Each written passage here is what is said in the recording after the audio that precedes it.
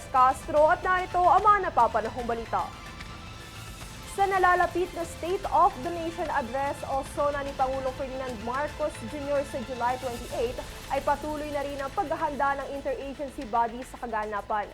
Kasama na sa naturang paghahanda ang medical emergency kung saan naantabay ang ambulansya na may life support equipment at medical team sa araw ng SONA. Ayon kay House Secretary General Reginald Velasco, kinausap at inalerto na nila ang mga ospital malapit sa batasang pambansa. Maging ang UERM Memorial Hospital at St. Luke sa Bonifacio Global City sa Taguig para tumanggap ng pasyente sakaling magkaroon ng emergency. Umalma naman ang ilang grupo ng taga-suporta ni dating Pangulong Rodrigo Duterte upang hilingin ang agarang pagbibitiw sa puwesto ni House Speaker Martin Romualdez.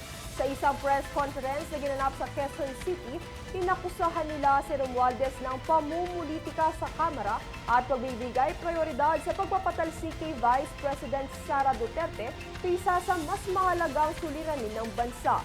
Tunghayan ang ulat mula kay Jade Buhoy.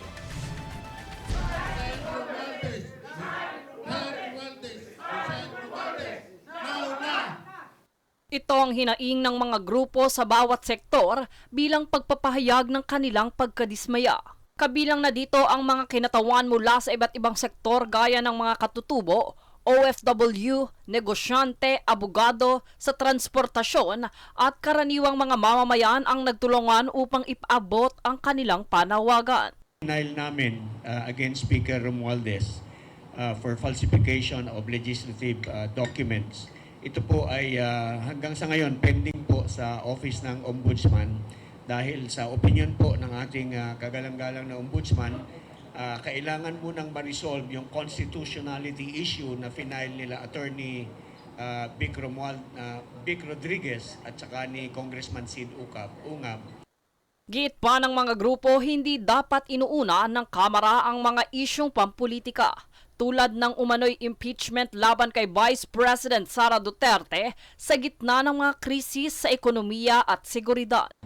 Yung kakulangan sa pagsiservisyo, sa tamang pagsiservisyo sa bayan.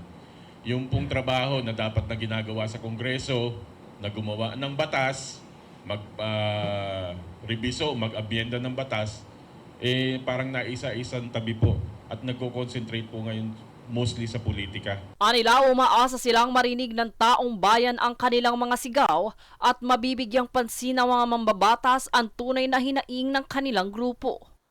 Pagigiit pa nila na ang pamumuno ni Speaker Martin Romualdez ay naging balakid sa pagkakaisa ng gobyerno at ng sambayanan. Ito'y kaakibat ng kanilang panawagan na managot si Speaker Martin Romualdez sa mga aksyon at bigyan daan ang isang mas makatao at makabansang pamumuno sa Kamara.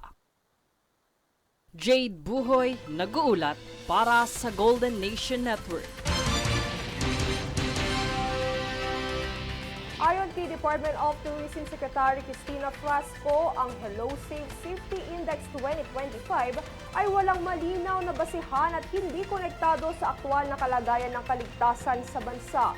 Kinonde na rin ng mga lider ng turismo tulad ng PhilToa ang maling impormasyon na anilay makakasira sa imahe ng bansa at sa kabuhayan ng milyong Pilipino. Nanawagan ng DOT at mga kasaping organisasyon na itama ng Hello Safe ang kanilang ulat at igalang ang tamang pamamaraan ng pag-uulat upang hindi maapektuhan ang tiwala ng mga turista sa Pilipinas.